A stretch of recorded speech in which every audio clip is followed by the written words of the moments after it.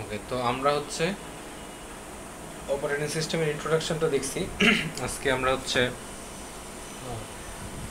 কোনো একটা প্রসেস জিনিসটা কি, প্রসেসের স্টেটগুলো কি, প্রসেস কন্ট্রোল ব্লক কি জিনিস, তারপরে একটা প্রসেসের সাথে আরেকটা প্রসেসের যে ইন্টারাকশানটা হয়, কিভাবে হয়, কখন হয়, সেটার আবার প্রসেসটা কি, তো সেগুলো নিয়ে হচ্ছে এই স্লাইডে কথা বলবো। ঠিক আছে, নতুন একটা স্লাইড। তো এটা হচ্ছে যে অপারেটিং সিস্টেমের যে রেফারেন্স বুকটা দেওয়া হয়েছে সেটার 3 নম্বর চ্যাপ্টারে এগুলো আছে।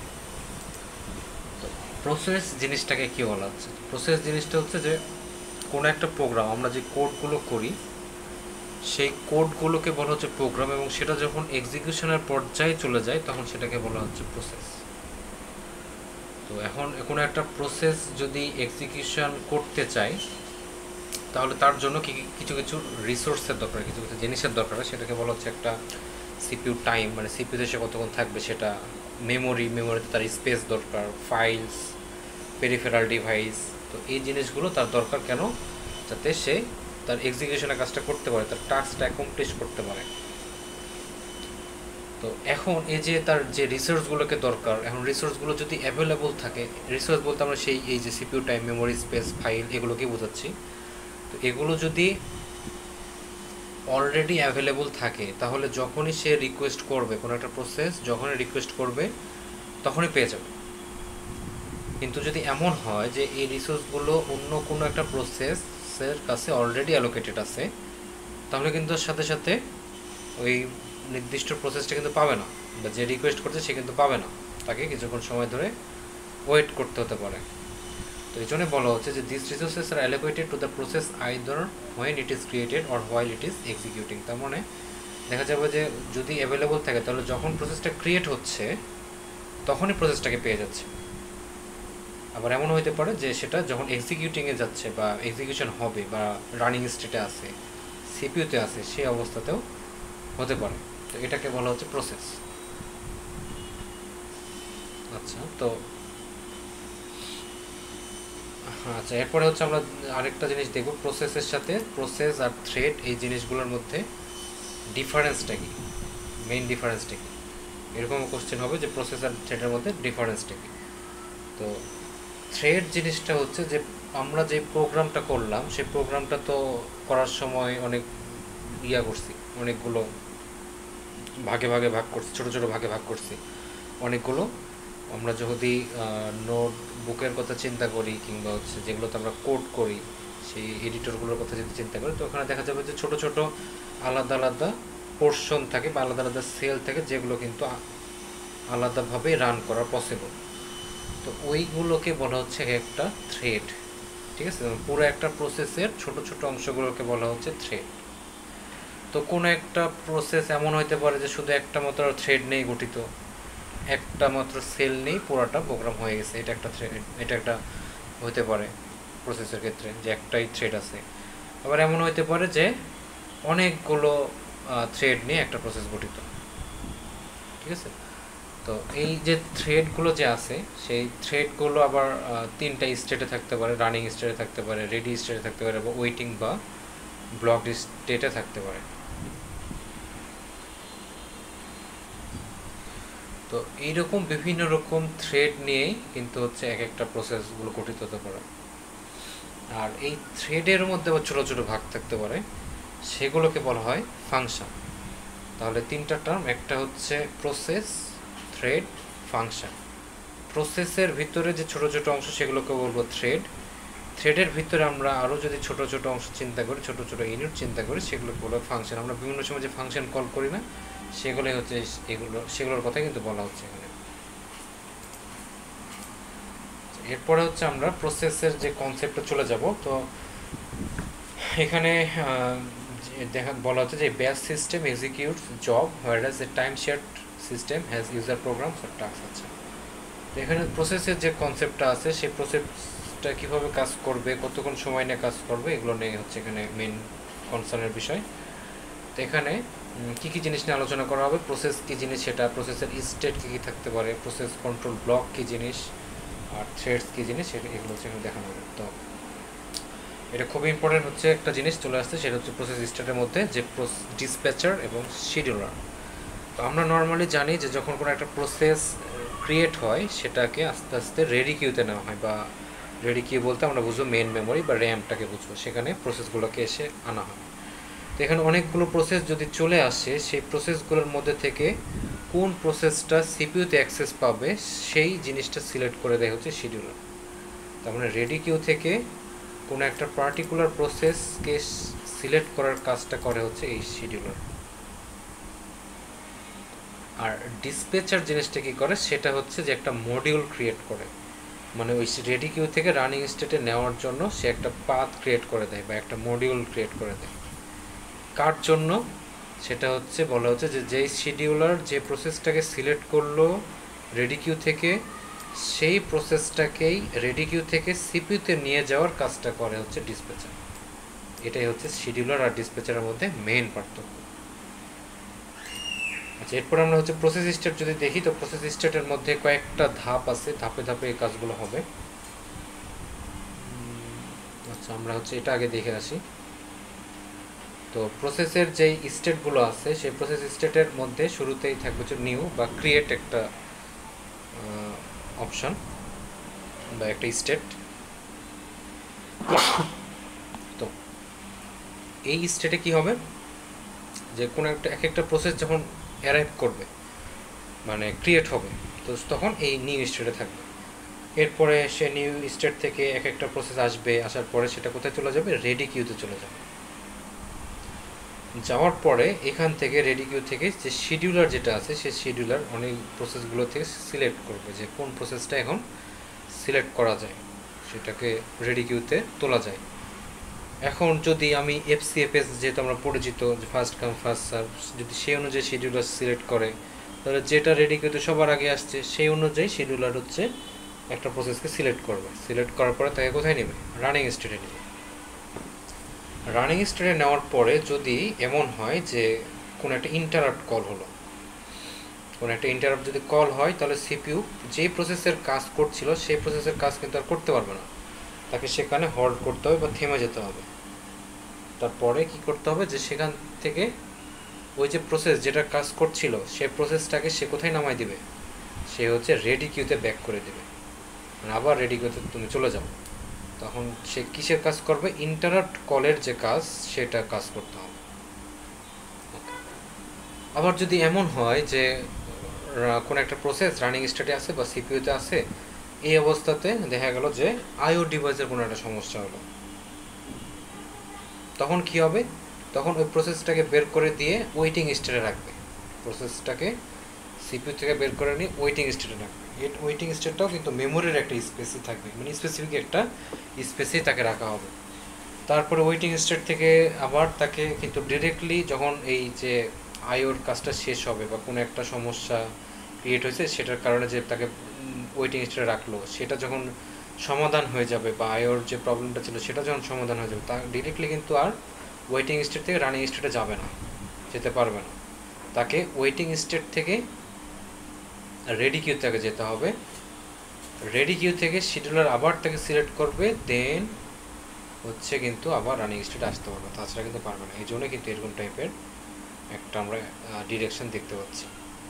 আর যদি ইন্টারাপ্ট কল না হয়, কোনো রকম আইওর প্রবলেম না হয়, তখন হচ্ছে ডিরেক্ট সিপিইউ থেকে ওই প্রসেসটা এক্সিকিউট করে টার্মিনেট করে ফেলতে পারবে। ঠিক আছে, তো এই হচ্ছে টোটাল প্রসেসের ধাপ, মানে কোনো একটা প্রসেস কোন স্টেটে থাকতে পারে আমরা হচ্ছে এখান থেকে একটা ধারণা নিতে পারি, যে সেটা নিউ স্টেটে থাকতে পারে, রেডি স্টেটে থাকতে পারে, রানিং স্টেটে থাকতে পারে, ওয়েটিং স্টেটে থাকতে পারে, কিংবা টার্মিনেট স্টেটে থাকতে পারে।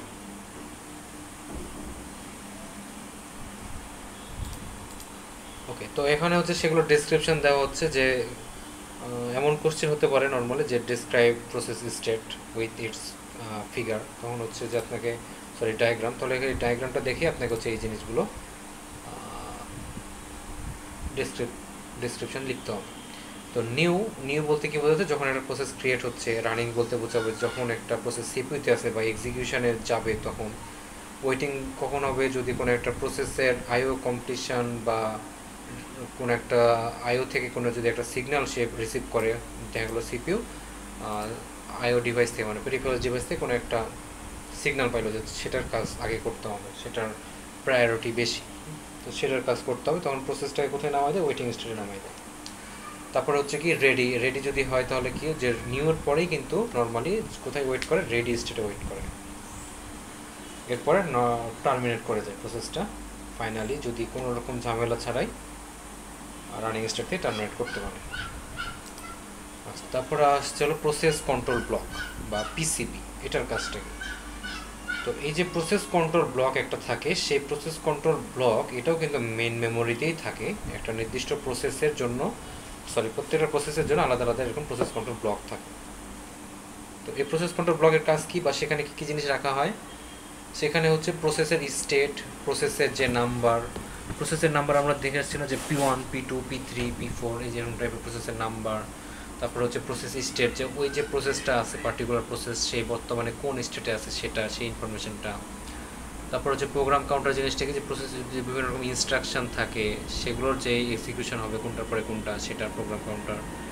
রেজিস্টার আমরা দেখছিলাম যে একটা হচ্ছে টেম্পোরারি স্টোরেজ ডিভাইস হিসেবে কাজ করে।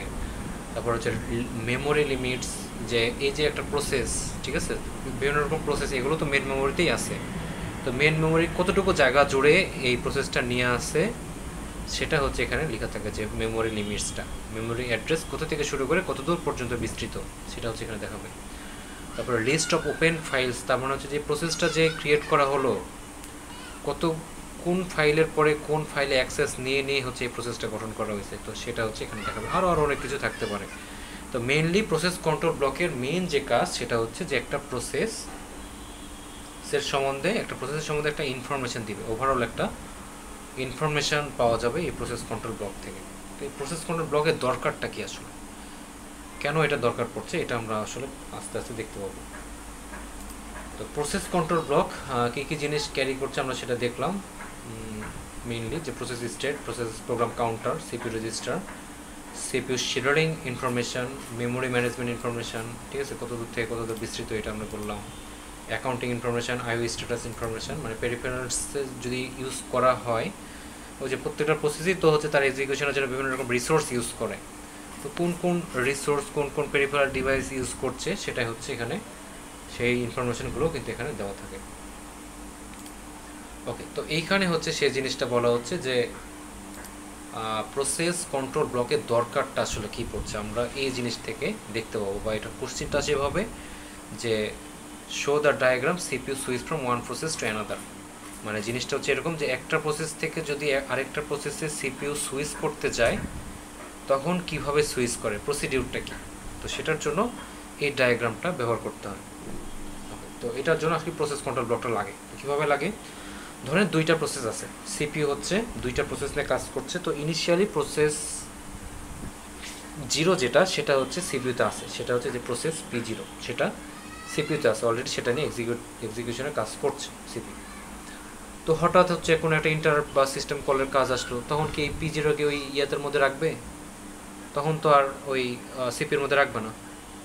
তো যতক্ষণ পর্যন্ত কাজ হলো, যতক্ষণ পর্যন্ত ওই প্রসেস নিয়ে সিপিইউ কাজ করলো, সেটার একটা ইনফরমেশন আমাকে রাখতে হবে না, যে কতদূর পর্যন্ত কাজ হলো, সেটা 50%ও কাজ হতে পারে, 60%ও কাজ হতে পারে, সেই ইনফরমেশনটা তো আমাকে রাখতে হবে। বা এ পর্যন্ত সে কতটুকু মেমোরি ইউজ করলো, কতগুলো ফাইল সে ওপেন করলো, ঠিক আছে, তো এরকম কতটুকু সিপিইউ শিডিউলিং টাইম সে ব্যবহার করলো, তো এই জিনিসগুলো তো আমাকে একটা কোথাও লিখে রাখতে হবে, কোথাও একটা স্টোর করতে হবে। তো এই কাজটা করছে হলো প্রসেস কন্ট্রোল ব্লকে, যতক্ষণ পর্যন্ত কাজ হলো সেই জিনিসটা দেখেন এখানে লেখা আছে সেভ স্টেট ইন্টু PCB0, মানে প্রসেস 0-র জন্য ডেডিকেটেড প্রসেস কন্ট্রোল ব্লকটা হচ্ছে এই PCB0, যেখানে সেই ইনফরমেশনগুলো রাখা হচ্ছে।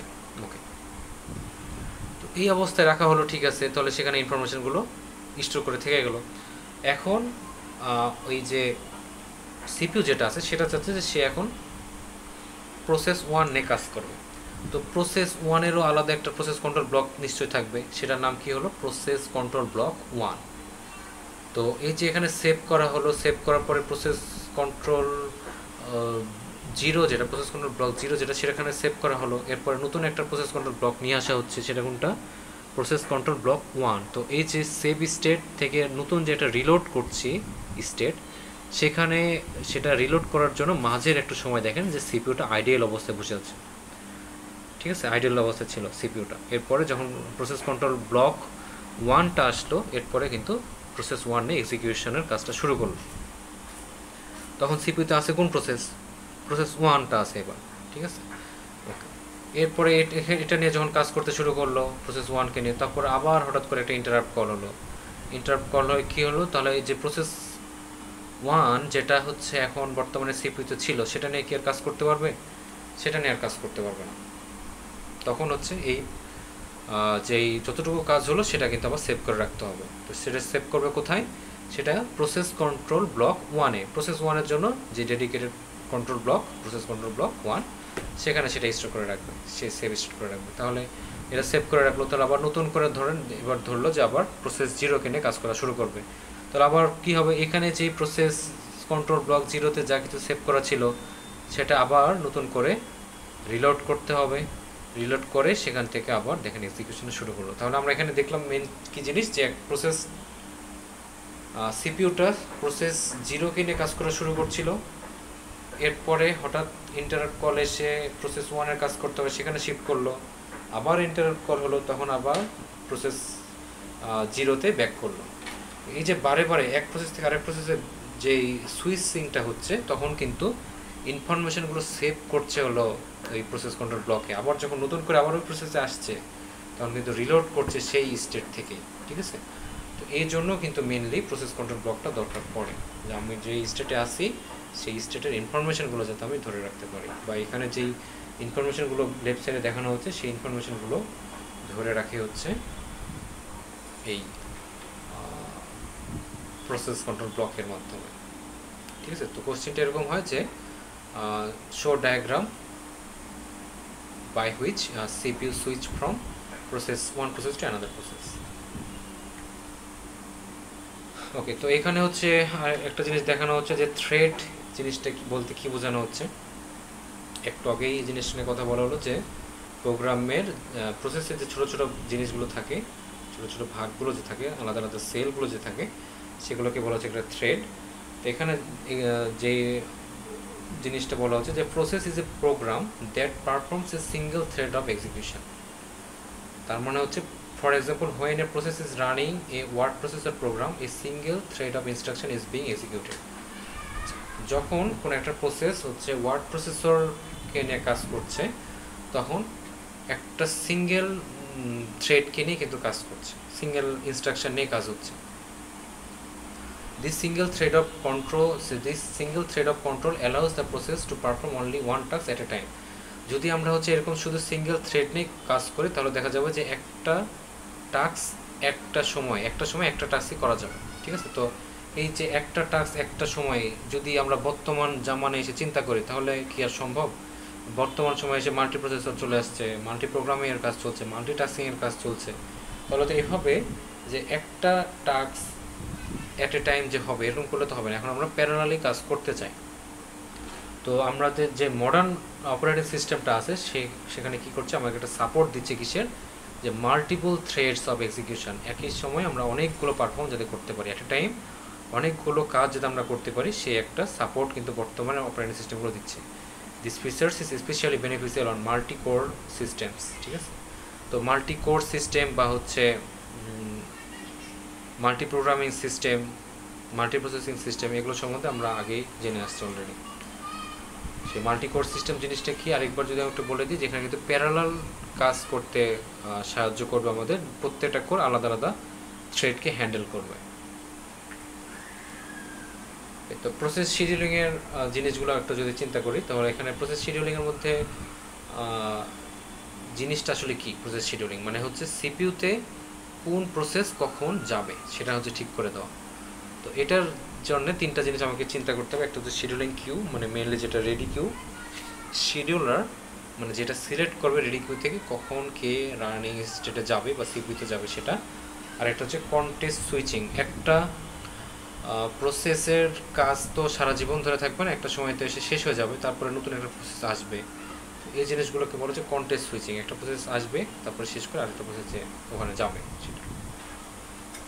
তো এখানে প্রসেস শিডিউলিংয়ের জন্য শিডিউলিং কিউজ দেখানো হচ্ছে যে কীভাবে কাজগুলো হয়, কিউইং ডায়াগ্রাম, এটা রিপ্রেজেন্টেশন অফ প্রসেস শিডিউলিং। তো নর্মালি যদি আমরা রেডি কিউর কথা চিন্তা করি, সে রেডি কিউতে প্রসেসগুলো আসবে, তারপরে যদি কোনো সমস্যা না হয় সিপিইউতে কাজ টাজ করে টার্মিনেট করে ফেলবে, বের হয়ে যাবে। কিন্তু বাধাও তো আসতে পারে নাকি, কি কি বাধা আসতে পারে সেটা হচ্ছে এখানে দেখানো হচ্ছে। যে কোনো একটা প্রসেস সিপিইউতে গেল, সাথে সাথেই কি সে ওখানে কাজটা শেষ করে বের হয়ে যাবে, নাকি হচ্ছে কোনো বাধা আসতে পারে? বাধাও কিন্তু আসতে পারে। সে বাধাগুলো কী কী? ধরেন কোনো একটা পেরিফেরাল ডিভাইসের রিকোয়েস্ট আসলো, যদি সে রিকোয়েস্ট আসে, সিপিইউ কিন্তু কখনোই যে প্রসেস নিয়ে কাজ করছিল সেটার কাজ করবে না, সে রিকোয়েস্টের কাজ করা শুরু করবে। তাহলে সিপিইউ কোথায় চলে গেল? আইও রিকোয়েস্টে কাজ করতে চলে গেল। আইও রিকোয়েস্টে যখন কাজ করবে তখন প্রসেসকে দেখা যাবে যে ওয়েটিং স্টেটে রেখে দেবে, ঠিক আছে? তারপরে আবার ওয়েটিং স্টেট থেকে প্রসেসকে রেডি কিউ হয়ে কিন্তু আবার ব্যাক করতে হবে। তারপরে মানে জিনিসটা এরকম যে আইও রিকোয়েস্টে কাজ করলো, আইওর কাজটা যখন শেষ হয়ে যাবে তখন আবার প্রসেসকে নিয়ে সিপিইউ কাজ করা শুরু করবে। তো মাঝে কিন্তু একটা বাধা পেয়ে গেল আইও রিকোয়েস্টের কারণে। ওকে, নেক্সট বাধাটা কী হতে পারে? যদি এরকম টাইম স্লাইস দেওয়া থাকে যে কোনো একটা প্রসেস নির্দিষ্ট সময় জুড়ে খালি একটা সিপিইউতে থাকতে পারে। এমন হতে পারে যে 2 সেকেন্ড জুড়ে শুধু একটা প্রসেস থাকতে পারে। ধরে নিলাম তার কাজ করতে সময় লাগবে 5 সেকেন্ড, মানে কোনো একটা প্রসেসে পুরোপুরি কাজ শেষ করতে সময় লাগবে 5 সেকেন্ড, কিন্তু তার জন্য বরাদ্দকৃত সময় হলো 2 সেকেন্ড, তাহলে সিপিইউতে সে 2 সেকেন্ড থাকবে। তারপরে আরও কয়েকটা প্রসেস থাকলো এরকম, যে আরেকটা প্রসেস P2 তার 3 সেকেন্ড, কিন্তু বরাদ্দকৃত সময় দেখা গেলো 2 সেকেন্ড করে, তাহলে 2 সেকেন্ড করেই কিন্তু সিপিইউতে থাকবে। পরে দেখা যাবে যে আবার সেই সিপিইউতে অ্যাক্সেস করছে, ঠিক আছে? মানে এভাবে বারবার অ্যাক্সেস করে করে কাজটা শেষ করো, কিন্তু 2 সেকেন্ডের বেশি কোনো প্রসেসই থাকতে পারবে না। তো এটাকে বলা হচ্ছে টাইম স্লাইস এক্সপার্ট। যখনই 2 সেকেন্ড শেষ তখনই কিন্তু সিপিইউ থেকে তাকে বের করে দেবে। এই যে একটা বাধা খাচ্ছে, এটা একটা হতে পারে। ওকে, নেক্সট কি? Fork a child. সেটা কি বোঝাচ্ছে?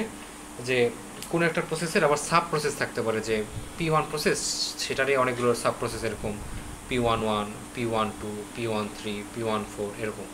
তো যতক্ষণ না পর্যন্ত প্রত্যেকটা প্রসেসের এই যে সাব প্রসেস আলাদা আলাদা করে এক্সিকিউট না হয়, ঠিক আছে? যে P11 এটা যতক্ষণ না এক্সিকিউট, P11 থেকে P14 পর্যন্ত যতগুলো সাব প্রসেস আছে, প্রত্যেকটা সাব প্রসেস যতক্ষণ না পর্যন্ত এক্সিকিউশন না হয় ততক্ষণ পর্যন্ত পুরো প্রসেসটা কিন্তু এক্সিকিউট হবে না, ঠিক আছে? তো এটাকে বলা হচ্ছে যে চাইল্ড এক্সিকিউটস হতে হবে। ওকে, নেক্সট ওয়ান হচ্ছে ইন্টারাপ্ট। কোনো কারণে যদি সিস্টেম কল চলে আসে, কোনো কারণে যদি ইন্টারাপ্ট চলে আসে, তাহলে কিন্তু এই সিপিইউটাকে ইন্টারাপ্টের কাজ দিয়ে আগে করতে হবে, প্রসেসের কাজটাকে তাকে বাদ দিতে হবে, তখন সে প্রসেসটাকে বের করে দেবে। এই অবস্থাতে অবশ্য যে ওই সিপিইউ কী করে, প্রসেসটাকে রেডি কিউতে ডিরেক্টলি পাঠিয়ে দেয়, তারপর আবার রেডি কিউ থেকে শিডিউলার দিয়ে সিলেক্ট করে আবার হচ্ছে রানিং স্টেটে নেওয়া, ঠিক আছে? তো এই যে একটা কিউ ডায়াগ্রাম, এখানে মেইনলি যেটা বোঝানোর চেষ্টা করা হচ্ছে সেটা হচ্ছে যে সিপিইউতে কোনো একটা প্রসেস গেলেই কিন্তু সাথে সাথে এক্সিকিউট নাও হতে পারে, অনেক রকমের বাধা আসতে পারে। সেই বাধাগুলো হচ্ছে এটা, যে আইও রিকোয়েস্ট আসতে পারে, টাইম স্লাইস এক্সপায়ার হতে পারে, ফরকে চাইল্ড, ইন্টারাপ্টের জন্য ওয়েট করতে হতে পারে। তো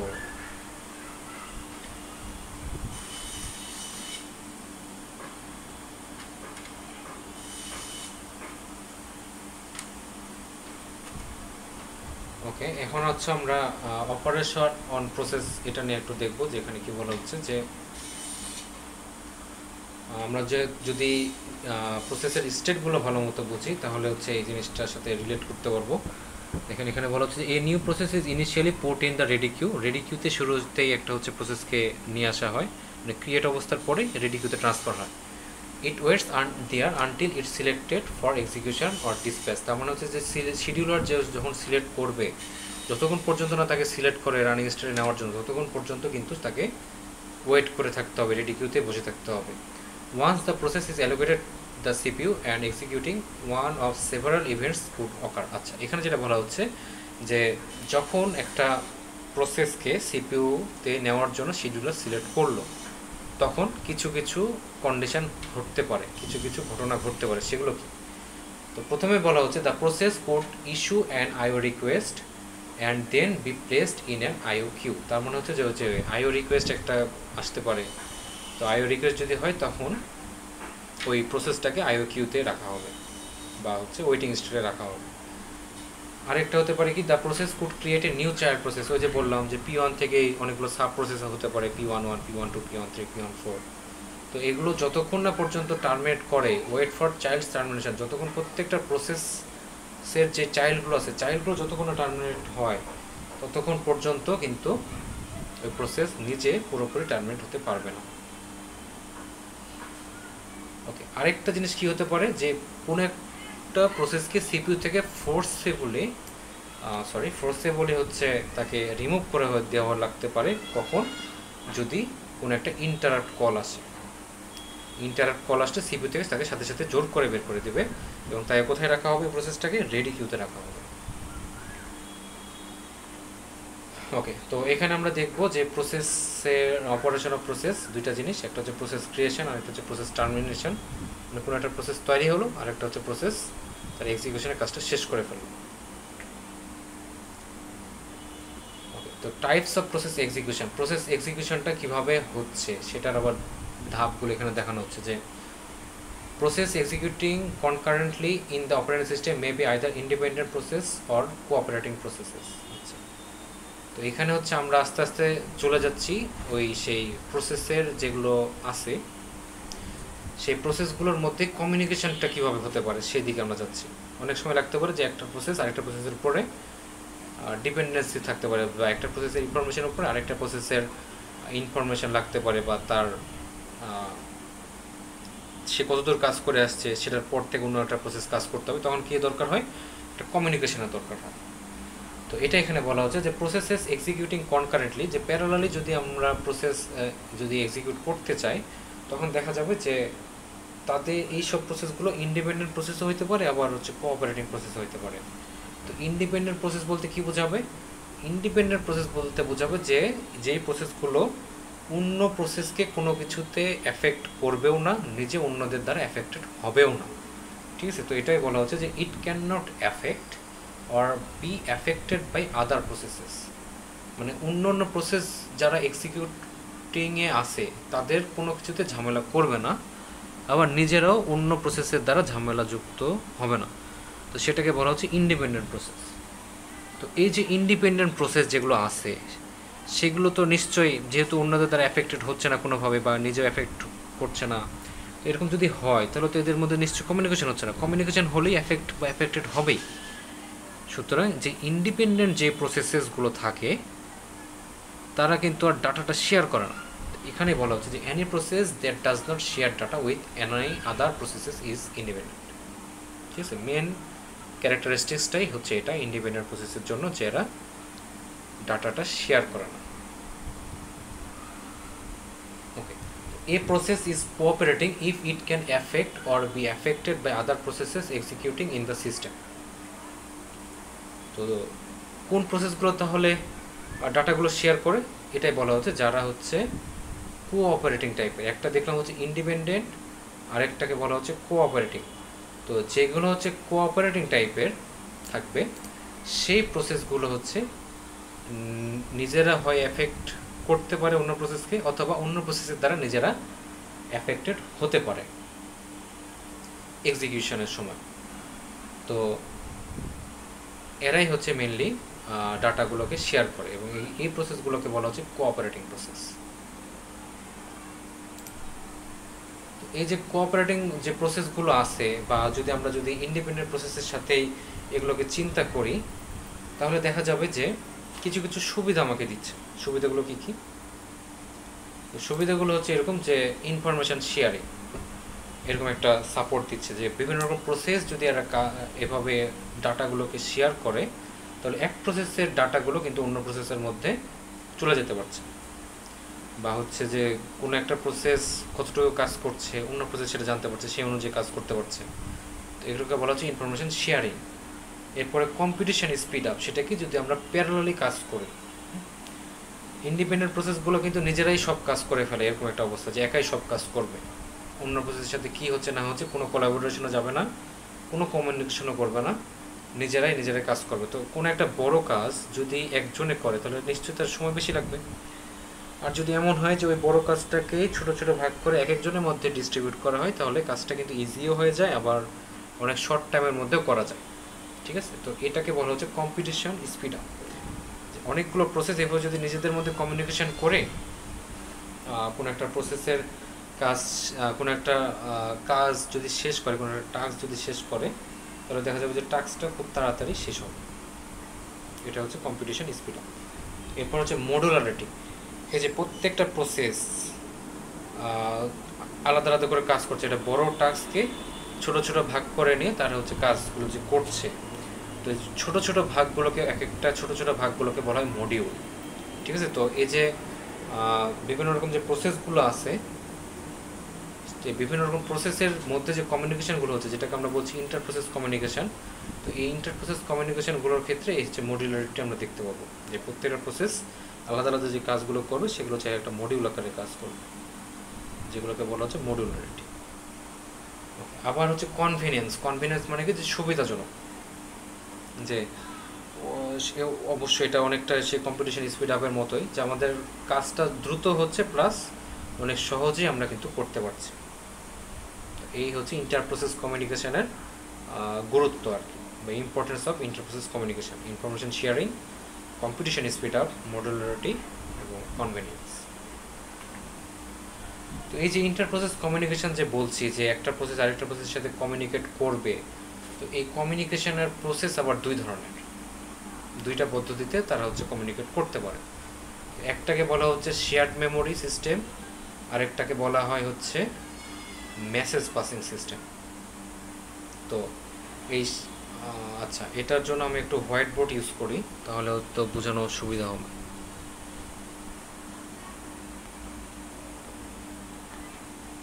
আচ্ছা, এই পর্যন্ত কি বুঝতে কারো কোনো সমস্যা আছে নাকি সব ক্লিয়ার?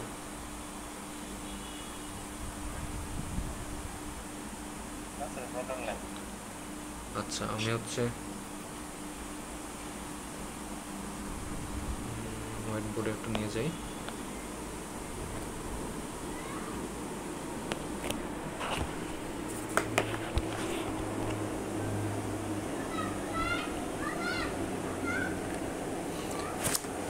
ওকে, তো আমরা হচ্ছে দুইটা জিনিস দেখলাম, যে ইন্টারপ্রসেস কমিউনিকেশন যে করবো সেটা হচ্ছে দুইটা পদ্ধতি, একটাকে বলা হচ্ছে মেসেজ পাসিং, আর একটা হচ্ছে shared memory.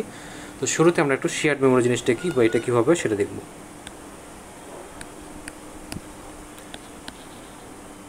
Shared memory system. তো শেয়ার্ড মেমোরির জন্য যেটা হয়, যে দেখা গেল যে এরকম যে মেমোরির স্পেসটা সেটা এভাবে থাকলো। সেই মেমোরির স্পেসটা হচ্ছে দুইটা প্রসেস নিয়ে আমরা কথা বলবো, একটাকে বলছি হলো প্রসেস 1, না সরি প্রসেস এ ধরলাম, আরেকটা হচ্ছে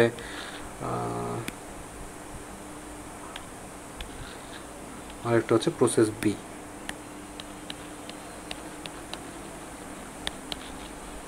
এই যে দুইটা প্রসেস, আমরা চাচ্ছি যে এই দুইটা প্রসেসের মধ্যে ইনফরমেশানগুলো হচ্ছে পাস করবে। আরেকটা জিনিস বলে রাখি, আমরা যখন মেন মেমোরি নিয়ে কথা বলছি, সেই মেন মেমোরি কিন্তু একটা পার্টিকুলার স্পেস হচ্ছে অপারেটিং সিস্টেম বা কার্নেল কিন্তু সে নিয়ে রাখে। ঠিক আছে, মানে কার্নেলের জন্য বরাদ্দকৃত থাকে, অপারেটিং সিস্টেমের জন্য বরাদ্দকৃত থাকে। তো শেয়ার্ড মেমোরি যেটা সিস্টেম, সেটা হচ্ছে যে প্রসেস এ বা প্রসেস বি আছে, যখন সে হচ্ছে মেসেজগুলো ট্রান্সফার করতে চাইবে, তখন হচ্ছে এই যে প্রসেস এ, সেই প্রসেস এটা আর প্রসেস বি, তাদের মাঝামাঝি কোনো একটা জায়গায় হচ্ছে এরকম থাকে, মেমোরির একটা জায়গা থাকে, সেই জায়গাটাকে বলা যায় যে এটাই হচ্ছে সেই শেয়ার্ড মেমোরি। দুইটা প্রসেসের মধ্যে একটা পার্টিকুলার জায়গা থাকে, যেখানে হচ্ছে যে তারা এটা চিন্তা করে যে এই জায়গাটা আমরা ইউজ করব আমাদের ইনফরমেশানগুলোকে পাস করার জন্য। তো ধরা গেল যে এই যে এটা আছে, প্রসেস এটা আছে, সেই প্রসেস এটা প্রসেস বি এর কাছে কোনো একটা ইনফরমেশান পাঠাবে। তো সে কীভাবে পাঠাবে? এই প্রসেস 1 থেকে শুরুতেই এই শেয়ার্ড মেমোরিতে ওই মেসেজটা যাবে, শেয়ার্ড মেমোরিতে মেসেজটা থাকবে। তারপরে এই শেয়ার্ড মেমোরি থেকে প্রসেস বিটা ওই যে মেসেজটা সেটাকে নেবে।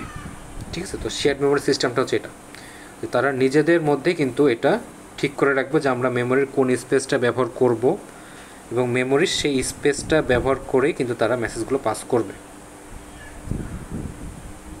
তো এইখানে কিন্তু কার্নেলের কোনো ইউজ নাই। ঠিক আছে, কার্নেলের কোনো ব্যবহার করার কোনো কিছু দরকার নেই, এবং প্রসেস দুইটা নিজেদের মধ্যে কিন্তু এটা ঠিকঠাক করে নেয় যে কোন স্পেসটা তারা ব্যবহার করবে। এখন অন্য কোনো প্রসেসের কোনো ইনফরমেশান কি এর মধ্যে আসবে কি না, না, অন্য কোনো প্রসেসের কোনো ইনফরমেশান কিন্তু এই জায়গাটা আসতে পারবে না। কেবলমাত্র প্রসেস এ এবং প্রসেস বি এর ইনফরমেশানগুলো এই শেয়ার্ড মেমোরির ভিতরে আসতে পারবে, তাদের ইনফরমেশানগুলোই কেবল এখানে আসবে। ঠিক আছে। তো এটা হচ্ছে শেয়ার্ড মেমোরি কনসেপ্ট। ওকে, এরপরে হচ্ছে 2 নম্বর আমরা যেটা দেখব সেটা হচ্ছে যে মেসেজ পাসিং সিস্টেমটা কীভাবে হয়।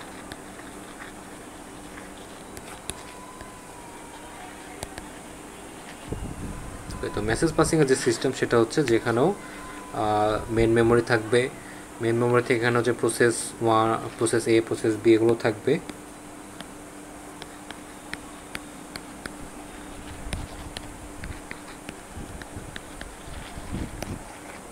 ঠিক আছে, তো এগুলো থাকলো। এরপরে তো যে নিচে কার্নেল যেটা আছে সেটাও থাকবে। তবে এই ক্ষেত্রে যেটা হবে যে প্রসেস এ প্রসেস বি এর মধ্যে কিন্তু আর কোনো শেয়ার্ড মেমোরি নাই, মেমোরির কোনো একটা পার্টিকুলার স্পেস কিন্তু তারা ব্যবহার করছে না ব্যবহার করার জন্য, মানে মেসেজ পাসিংয়ের জন্য। তারা কিভাবে মেসেজ পাস করে, তারা হচ্ছে কার্নেলটাকে ইউজ করে। এই প্রসেস এ কোনো একটা মেসেজ পাস করার জন্য ডিরেক্টলি এই কার্নেলের হেল্প নেয়, কার্নেলের কাছে কোনো একটা মেসেজ সেন্ড করে দেয়। তারপরে যদি প্রসেস বি সেই মেসেজটাকে নিতে চায় তাহলে সে নেবে কোথা থেকে, সেই এই কার্নেলকে জিজ্ঞেস করে যে মেসেজটা আসছে কিনা, সেই কার্নেল থেকে তখন ওই মেসেজটা নিয়ে নেয়। তাহলে দুটার মধ্যে বেসিক পার্থক্যটা হচ্ছে এখানেই যে শেয়ার্ড মেমোরিতে মেমোরির নির্দিষ্ট একটা জায়গা হচ্ছে ব্যবহার করে এবং সেখানে হ্যাঁ স্যার ওই আমার বাসায় ইলেকট্রিসিটি নাই, ফোনটা বন্ধ হয়ে যাচ্ছে আর কি। আমি একটু বের হয়ে, মানে আমার ফোনটা একটু পর অফ হয়ে যাবে আর কি। আমি রোডটা কমন বক্সে দিয়ে দিয়েছি। আচ্ছা ঠিক আছে, ওকে। জি, তাহলে আচ্ছা দেখেন, আমরা যেটা দেখছিলাম যে হচ্ছে শেয়ার্ড মেমোরি আর হচ্ছে মেসেজ পাসিং দুইটা জিনিস।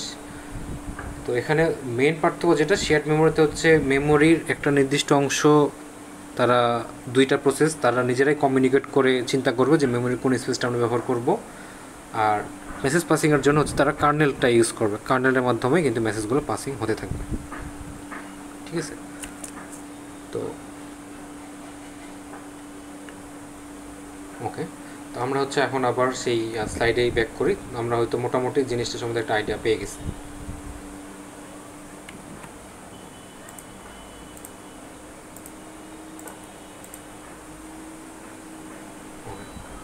তো দেখেন এখানে বলা হচ্ছে যে এই যে দুইটা সিস্টেম যে হচ্ছে মেসেজ পাসিং আর হচ্ছে শেয়ার্ড মেমোরি, তো দুইটার মধ্যে কোনটা কখন ইউজ করা ভালো, কোন কেন ভালো, এগুলো নিয়ে হচ্ছে এখন কথা বলা হবে। তো মেসেজ পাসিং সিস্টেমটা হচ্ছে যদি আমরা স্মলার অ্যামাউন্ট অফ ডাটা নিয়ে কাজ করি, ঠিক আছে, তখন সেটার জন্য নর্মালি মেসেজ পাসিং সিস্টেমটা ব্যবহার করা হয়। তো এটা ইমপ্লিমেন্ট করাও সহজ, কারণ আমাদের আলাদা করে হচ্ছে মেমোরির কোনো একটা স্পেস ব্যবহার করা লাগছে না মেসেজগুলোকে রাখার জন্য, এটা একটা সুবিধা। তো এই সুবিধার জন্য হচ্ছে মেসেজ পাসিং সিস্টেমটা একটু তুলনামূলক easier rather than shared memory. কিন্তু এখানে একটা সুবিধা আছে এই শেয়ার্ড মেমোরির ক্ষেত্রে। সুবিধাটা কি, আমরা বললাম যে মেসেজ পাসিং সিস্টেমটা হচ্ছে ইমপ্লিমেন্ট করা ইজিয়ার, কিন্তু এটা কিন্তু ফাস্টার না। আমরা যদি একটু খেয়াল করি, আমরা যদি দেখি তাহলে দেখেন এখানে প্রসেস এ প্রসেস বি এর মাঝামাঝি কোনো একটা জায়গাতেই কিন্তু মেসেজগুলো থাকছে, সাথে সাথে কিন্তু প্রসেস বি সেখানে অ্যাক্সেস করতে পারছে। কিন্তু আমরা যদি মেসেজ পাসিংয়ে চলে আসি, সেখানে কিন্তু এই যে কোনো একটা প্রসেস বি সে একটা মেসেজ দিল, সেখানে কার্নেলে গেল, ঠিক আছে, কত দূরে চলে যাচ্ছে, সেখান থেকে সেখানে রেখে আসছে, রাখার পরে সেখান থেকে প্রসেসে ওখানে আবার জিজ্ঞেস করছে যে কার্নেলে মেসেজ আসছে কিনা, সেখান থেকে সে অ্যাক্সেস পাবে। তো এটার কিন্তু আর দূরের প্রসেস, ঠিক আছে, অনেক দূরে সেই মেসেজটা রেখে আসছে। তো এই জন্য নর্মালি শেয়ার্ড মেমোরি যে সিস্টেমটা সেটা কিন্তু ফাস্টার, ঠিক আছে, ফাস্টার দেন মেসেজ পাসিং সিস্টেম। তো ফাস্টারটা কেন হলো, নিশ্চয়ই বোঝা গেল যে মেসেজ পাসিং সিস্টেমস আর টিপিক্যালি ইমপ্লিমেন্টেড ইউজিং সিস্টেম কলস and require the more time consuming task of kernel intervention. যেহেতু পুরো কাজটাই কার্নেলের মাধ্যমে হচ্ছে, কার্নেলের কাছেই জমা হচ্ছে, সেখান থেকেই হচ্ছে আরেকটা প্রসেস নিয়ে যাচ্ছে, তো সুতরাং এটার জন্য কিন্তু একটা সময় সাপেক্ষ ব্যাপার হয়ে দাঁড়াচ্ছে এটা। কিন্তু আমরা যদি শেয়ার্ড সিস্টেমে চলে যাই, শেয়ার্ড মেমোরি সিস্টেমের কথা চিন্তা করি, তাহলে কিন্তু এখানে আর ওই রকম টাইপের কার্নেলের ইউজ হচ্ছে না। শুধু কার্নেলের ইউজ হচ্ছে বলতে যে বা সিস্টেম কল ইউজ হচ্ছে কখন, যখন আমরা চিন্তা করছি ওই প্রসেস দুটো যখন ভাবছে যে কোন মেমোরির কোন স্পেসটা তারা ব্যবহার করবে বা কোন স্পেসটা তারা হচ্ছে শেয়ার করতে যাচ্ছে, মেমোরির রিজিয়নটা যখন তারা সিলেক্ট করছে, তখনই কেবল একবার সিস্টেম কল দরকার পড়ছে। এরপরে যখন তারা মেসেজগুলো আদান প্রদান করবে, মেসেজগুলো ট্রান্সফার করবে, এরপরে আর কখনোই কিন্তু আর কার্নেলটাকে দরকার পড়ছে না। তখন ওই যে যখন আমরা একটা শেয়ার্ড মেমোরি ইস্টাবলিশ করে ফেলছি, এরপরে কিন্তু সহজেই কিন্তু সেখানে ওই দুইটা প্রসেসই অ্যাক্সেস করতে পারছে, পার্টিকুলার দুইটা প্রসেসই কিন্তু অ্যাক্সেস করতে পারছে। ওই যে মেমোরির স্পেসটা আমরা দুইটা প্রসেসের জন্য বরাদ্দ করে দিলাম, ওইটার উপরে কিন্তু কার্নেলের আর কোনো হাত নাই, ঠিক আছে, কোনো দরকার পড়ছে না কার্নেলের। যেহেতু কাছাকাছি হচ্ছে সেখান থেকে প্রসেসগুলো ইনফরমেশান নিয়ে নিতে পারছে, তো এই জন্য বলা হচ্ছে যে এখানে সময়টাও একটু কম লাগছে, ফাস্টার অপারেশনটা হয়ে যাচ্ছে।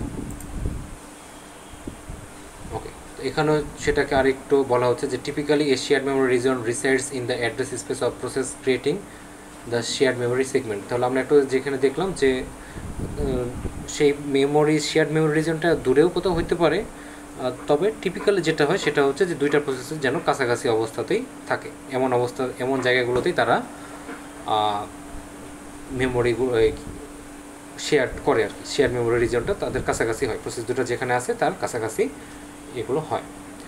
আদার যদি অন্য কোনো একটা প্রসেস, ঠিক আছে, অন্য প্রসেস যদি কমিউনিকেট করতে চায় তাহলে তারা কীভাবে করবে সেটা নিয়ে এখানে কথা বলা হবে।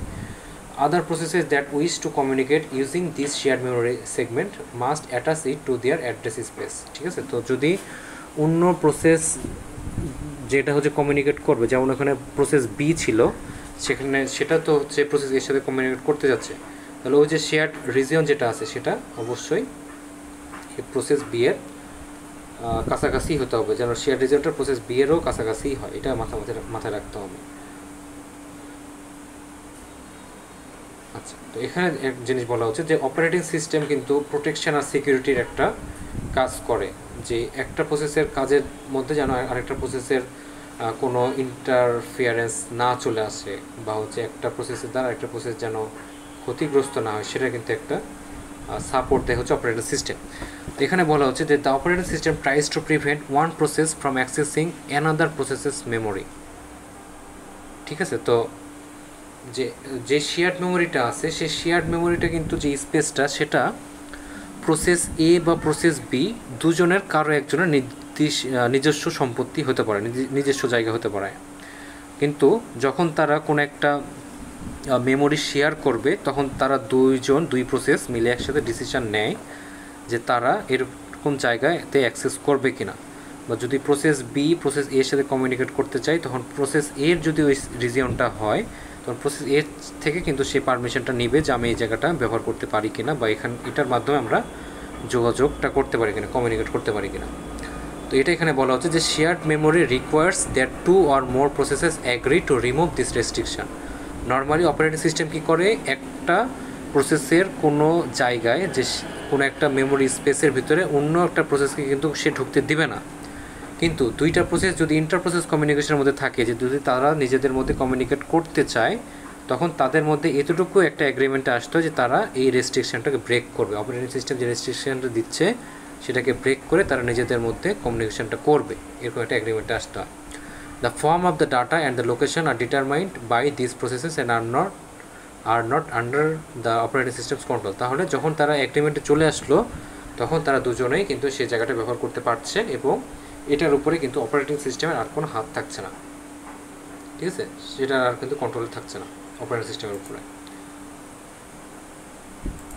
ওকে, তো এই যে আমরা শেয়ার্ড মেমোরি সিস্টেমের কথা বলছি, তো এই শেয়ার্ড মেমোরি সিস্টেমে একটা হচ্ছে প্রবলেম আছে, সেই প্রবলেমটার নাম বলা হচ্ছে প্রডিউসার কনজিউমার প্রবলেম।